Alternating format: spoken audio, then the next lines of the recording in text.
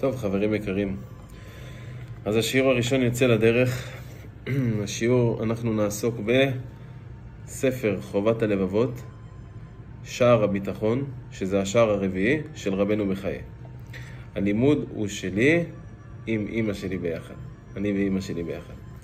אז ככה, אנחנו נקריא את הדיבורים של רבנו בחיי ונעבור ככה כמה שערים יש? 10 שערים. אוקיי, אז אמר המחבר, מפני שקדם מאמרנו בחיוב קבלת עבודת האלוקים, ראיתי להביא אחריו משהו צריך יותר מכל הדברים לעובד האלוקים יתברך, והוא הביטחון עליו בכל דבריו, בעבור מה שיש בו מן התועליות הגדולות בעניין התורה ובעניין העולם. אנחנו משתדלים לגרוס, אני ואמא שלי שלומדים ביחד, לגרוס קודם כל גרסה ואז להסביר את הדברים לאט לאט. אז בעצם אמר המחבר, מפני שקדם מאמרנו, זאת אומרת שבשער הקודם, בשער השלישי, אז למדנו את שער עבודת האלוקים, נכון? אז אמר המחבר, מפני שקדם מאמרנו בחיוב קבלת עבודת האלוקים, זאת אומרת, בשער הקודם הסברתי לכם שצריך לעבוד את הקדוש ברוך הוא, ובשער השלישי, שזה שער עבודת האלוקים, למדנו שצריך לעבוד את הקדוש ברוך הוא, שאת המשמעות של את עבודת השם, שככה בן אדם יודע באמת שהוא צריך לעבוד את השם, לא העיקר, לך תתפלל, לך תעבוד את השם, לך תצא לזה, להבין למה אני צריך לעבוד את השם. אז רבנו בחיי אומר, מפני שקדם מאמרנו בחיוב קבלת עבודת האלוקים, הסברתי לכם בשער הקודם כבר שצריך לעבוד את האלוקים, ראיתי להביא אחריו, זאת אומרת בשער הרביעי שזה השער הזה, משהו צריך יותר מכל הדברים לעובד האלוקים יתברך, והוא הביטחון עליו בכל דבריו. זאת אומרת שאין בעיה, אתה עובד השם. אנחנו ראינו את זה באמת, שלמדנו את זה, ראינו דבר מאוד יפה. יש מלא סוגים של עובדי השם. יש בן אדם שקם בבוקר, הוא לא מצליח להתפלל, הוא לא מצליח לעשות כלום. אבל יש לו איזו נקודה קטנה ששם הוא כן נותן למען השמיים. הוא יוצא מהבית, הוא עושה פה איזה חסד, הוא עושה עוד איזה משהו. הוא משתדל לעבוד את השם, הוא לא קם מתפלל 3 תפילות, הוא לא לומד כל היום תורה, אבל יש לו איזו נקודה של עבודת השם, אז הוא גם נחשב עובד השם. אז זה העובד השם הזה, רבנו בחיי, מה אומר לנו פה? הדבר שהוא הכי צריך מכל הדברים, להיות עובד השם, לעובד האלוקים יתברך, הוא הביטחון עליו בכל דבריו. נביא איזה דוגמה. יש בן אדם עכשיו סתם שהלך לקברי צדיקים, בסדר? או שהיה עכשיו בחג ראש השנה עם המשפחה, או שראה איזה מישהו שחיזק אותו, לא משנה משהו, ונהיה לו התעוררות של קדושה. כמה אנחנו מכירים את זה? שפתאום יש לנו איזו התעוררות כזאת, נכון? שאנחנו פתאום רוצים עכשיו, איך בא לי פתאום, אז הוא אומר, זה עבודת השם עכשיו, יש לך עבודת השם. והדבר שישמר לך את זה, זה ביטחון על הקדוש ברוך הוא. כי יכול להיות לנו התעוררות, יכול להיות לך התעוררות בעבודת השם עכשיו, אם עברת איזה חג טוב עם המשפחה, עכשיו היינו כולם ביחד בראש השנה, או היינו באיזה חג, והיה לך איזו התעוררות של קדושה, נכון? ואז פתאום היה לך רצון לעבוד את השם, אבל בשביל לשמר את זה, אומר רבנו בחיי, צריך ביטחון על הקדוש ברוך הוא. למה? כי כן, את יכולה עכשיו ללכת לאותה עבודה, בסדר, הסתיים החג, או היית בקבר של הצדיק, ויש לך את ההתעוררות, אבל תעבדי יום, יומיים, פתאום תעשי איזה פעולה פה, פעולה שם, נו, איך משמרים את זה? צריך ביטחון. מה, אני סתם שם תפילין על הבוקר? איך אני אשים תפילין על הבוקר אם אני לא יודע שזה באמת, יש בזה משהו? אז בשביל להבין שהתפילין שאני שם, יש בהם משהו אמיתי, אני צריך לבטוח על הקדוש ברוך הוא, שאני לא סתם מניח את התפילין האלה. וזה מה שהוא אומר, משהו צריך יותר מכל הדברים לעובד אלוקים יתברך, הוא הביטחון עליו בכל דבריו. בעבור מה? איזה עוצמה. מבינה אימא? בעבור מה? שיש בו מן התועליות הגדולות בעניין התורה ובעניין העולם. חביבי, מה הצדיק פה אומר לנו בעצם? הוא אומר, זה לא שעכשיו אתה עובד את הקדוש ברוך הוא, זה לא שאתה עובד את בורא עולם ויהיה לך רק טוב בעניין התורה ואתה תהיה איזה צדיק, לא. גם בעניין העולם, גם בעניין החולי והבריאות. זה לא הכל התורה? ברור שהכל זה התורה, אבל יש עניין העולם, הנה כמו שהוא אומר, בעבור מה שיש בו מן התועליות הגדולות בעניין התורה ובעניין העולם. ברור שכל התורה, יפה, אהבתי. ברור שכל העולם זה התורה, הכל זה סביב התורה. אבל יש לנו אישה, יש לנו פרנסה, יש לנו עבודה. הכל זה בסופו של דבר כפוף לתורה, הכל זה מתוך התורה, הכל זה מתוך האמת. מהבורא. הכל זה מהבורא, נכון, הכל זה מאיתו יתברך. אבל בסופו של דבר, התועלת הכי גדולה שיהיה לך בעניין העולם, זאת אומרת שהאישה ועם הילדים ובבית ובעבודה ובעסקים ובכל מיני דברים שאנחנו נתקל ברחוב, אז הביטחון בהשם יקנה לנו את התחושה הכי טובה תמיד, לשמר ולהמשיך ולעשות. וברגע שאנחנו, ואיפה בעניין התורה? בעניין הלימוד תורה, בעניין ההתחזקות עוד קצת, בעניין העלייה, בעלייה ברוחניות, בדברים. יש עניין גשמי, עניין רוחני יותר נכון. אז בעצם מה שהצדיק אומר לנו, הדבר שהכי נחוץ, מה שהבנו עד עכשיו, הדבר שהכי נחוץ לעובד אלוקים, זה ביטחון עליו, ביטחון עליו. רגע, מי זה אומר? מי כתוב? מי כתב? רבנו בחיי, הוא צדיק לפני 900 שנה. הוא צדיק שחי בצורה אחרת לגמרי. ספר לפני 900 שנה? ספר לפני 900 שנה. וואו. הספר הזה לפני 900 שנה, והצדיק הזה, הוא ראה השקפת עולם אחרת. תביני, אנחנו עם האמונה והביטחון, הכל טוב תמיד. הכל טוב תמיד. ראיתי איזו תמונה השבוע של אוטו, של BMW כזה, BMW חדשה, והמשפחה נוסעים בתוך האוטו עצובים, וליד זה שמו תמונה של אוטו קטן כזה מחוץ, מצ'וקמק, ומשפחה כזאת היא כולם חייכים. ואין האושר תלוי בכסף. אין מחיר לאושר. אין מחיר לאושר. כן. אין מחיר לחופש גם, כן. אבל בעצם, אז זה מה שעד עכשיו אומר לנו הצדיק. טוב, ותועלותיו, מה התועלות שלו בעצם? ותועלותיו בו בתורתו. טוב, מה מועיל בתורה בעצם? מהן מנוחת נפשו וביטחונו על אלוקיו יתברך. כמו שעבד חייב לבטוח על אדוניו.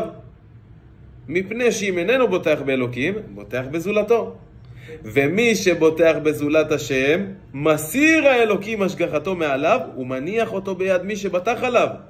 עכשיו רגע, בואו נפרק את העניין הזה. התועלת בתורה, מה זאת אומרת? מנוחת נפשו. איזה כיף זה מנוחת נפש.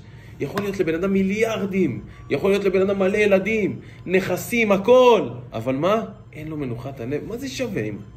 שווה בלי מנוחת הנפש? תראי, אנשים, כמה דברים מסתדרים להם בחיים, אבל אם אין לנו את המנוחת נפש הזאת, השלווה הפנימית שבאמת, ככה. אבל תמיד אתה מתאר אנשים שהם עשירים ויש להם הכל, אבל אין להם. למה? אנשים עשירים ויש להם הכל, הם לא יכולים להיות במנוחת נפש? אז יפה, קודם כל אנחנו כבר למדנו את זה, בהמשך הספר הוא מדבר על הנקודות שאיזהו עשיר השמח בחלקו, והניסיון של העשיר זה הרבה יותר קשה, שמובא בהמשך חובת הלבבות, שהוא אומר על אחד מהחסידים שאמר, השם יצילני מפיזור הנפש. מה זה מפיזור הנפש? הרבה נכסים, הרבה דאגות. בדיוק, שלא יהיה הראש שלי בכל מיני נמלים ובכל מיני עסקים ודברים, זה קשה. זה קשה, באמת, זה קשה להיות ככה, ובאמת, שאני מתאר את זה על אנשים, כי אנשים חושבים, אם יהיה לי הרבה כסף אני אהיה שמח. אז לא, אז אתה מקצר להם את התהליך, אתה אומר, תשמע, חביבי, שיהיה לך כמה כסף שאתה רוצה, כמה הון אתה רוצה, איזה משאלות לבך, כך. זה לא שווה עם מנוחת הנפש, בלי מנוחת הנפש. פה הוא מבטיח לנו מנוחת הנפש. אז הוא אומר בדיוק, תועלותיו בו בתורתו מהן מנוחת נפשו וביטחונו על אלוקיו יתברך. כמו מה? כמו שעבד חייב לפתוח על האדון שלו. פעם היה עבדים והיה להם אדונים. היה אדון של העבד. והעבד היה חייב לפתוח על האדון שלו, שהוא האדון שלו מוליך אותו כמו שצריך. מפני, עכשיו להבדיל, מפני שאם איננו בוטח באלוקים, בוטח בזולתו. ומי שבוטח בזולת השם, מסיר האלוקים השגחתו מעליו, ומניח אותו ביד מי שבטח עליו. מה זאת אומרת? בורא עולם אומר דבר כזה, חביבי, עצור, ככה אומר לנו הצדיק פה. חביבי, עצור. אתה תסמוך רק עליי, רק על השם, כביכול. אתה סומך רק על בורא עולם. אם אתה מביא אף קטן, איזה הסתכלות קטנה ימינה או שמאלה, ולא סומך על השם, בדבר הכי קטן. אם זה בחולי עם הרופאים, אם זה בכסף עם הבוס בעבודה, בדבר הכי קטן שיכול להיות. אתה רק נותן נטייה קטנה שמאלה, יכול להיות שיהיה לך כסף. יכול להיות שתקבל תוצאות טובות בבדיקות, יכול להיות הכל. אבל את הביטחון בהשם, אתה הפסדת. אתה הפסדת, כי מי מחליט על הבריאות? מי מחליט על הכסף? מי מחליט על כל החיים שלנו? מי? השם. רופא כל בשר מפליא לעשות. בדיוק. אז בעצם הוא אומר פה, מי שאיננו בוטח באלוקים, בוטח בזולתו. מה זה זולתו? בוטח בבני אדם אחרים. ומי שבוטח בזולת האלוקים, בבני אדם אחרים, בורא עולם אומר, חביבי, אני שותפים, לא עובד איתם ביחד. מסיר האלוקים השגחתו מעליו. אני ראיתי את החזון איש, שהוא מביא פירוש של חובת הלבבות, הוא אומר שהוא מסלק מעצמו את הסייעתא דשמיא. מה זאת אומרת? בן אדם קם בבוקר, יש לו הרבה סייעתא דשמיא, הרבה מלאכים שעוזרים לו משמיים, הכל שלוחי הקדוש ברוך הוא. וברגע שהוא לא סומך על השם, כולם זזים ממנו, אף אחד לא רוצה לעזור לו. ולעומת זאת אנחנו נראה בהמשך, שהוא בוטח בהשם, אפילו האבנים והחיות משתוקקים לעשות את רצונו. אפילו האבנים שרואים אותו ברחוב, משתוקקים לעשות את רצונו. אז בעצם הנקודה שאנחנו הבנו פה, תכף נעשה סיכום לשיעור. מי שבוטח בזולת האלוקים, מסיר האלוקים השגחתו מעליו, ומניח אותו ביד מי שבטח עליו. ויהיה כמי שנאמר בו, כי 2 רעות עשה עמי, אותי עזבו מקור מים חיים לחצוב להם, בורות נשברים. תראי כמה משפטים אומר, ואמר בתהילים, וימירו את כבודם בתבנית שור אוכל עשב. ואמר הכתוב בירמיה, ברוך הגבר אשר יבטח בהשם, והיה השם מבטחו. קודם כל ברוך הגבר שהיה השם, והיה השם מבטחו. מה זה אורות נשברים? אז יפה. כי 2 רעות עשה עמי, אותי עזבו מקור מים חיים. שהבורא זה מקור מים חיים. בדיוק, לחצוב להם בורות נשברים. שעם ישראל מה ניסה? חופר לעצמו בור שהוא עוזב אותי. בדיוק, עם ישראל עשתה 2 רעות. לא רק זה, לא רק שהם עזבו אותי, זה הרעה הראשונה, הם עזבו אותי. מקור מים חיים, אני הכל. לחצוב לה, בשביל עבודת אלילים, כאילו, בשביל דבר כזה אתה מוכן לעזוב את השם? אז בעצם, משהו מדמה לנו פה, אנחנו כן, בדור הרבה יותר חלש והכל, אבל הוא מדמה לנו את זה שאנחנו לא בוטחים בהשם, זה כמו עבודת אלילים, על מי אתה סומך? אז מה, אני לא יכולה לפתוח בבני אדם? לא. מה זה? אם את תפתחי על בן אדם, יסיר השם יתברך את ההשגחה, השם יתברך לא ירצה לתת עזרה בדבר, כי הרי במה את יכולה לסמוך על בן אדם? אם ברפואה, השם מרפא, אנחנו נראה את זה בהמשך. אם בכסף, השם זה המקור של הפרנסה. אם במה? בריאות, פרנסה, ממון, הכל בידי שמיים חוץ מיראת שמיים. יראת שמיים זה כבר עניין בנפרד שכבר בהמשך הספר נדבר עליו, אבל בעצם מה שאומר לנו פה הצדיק, ככה, בואו נעשה סיכום. אז הבנו שכולנו בגדר עובדי השם. כולנו. כל אחד במקום שלא דתיים, לא דתיים, מי שיש לו השתדלות לעניין הבורא יתברך, מי שיש לו נקודה של השתדלות, הוא נחשב עובד השם.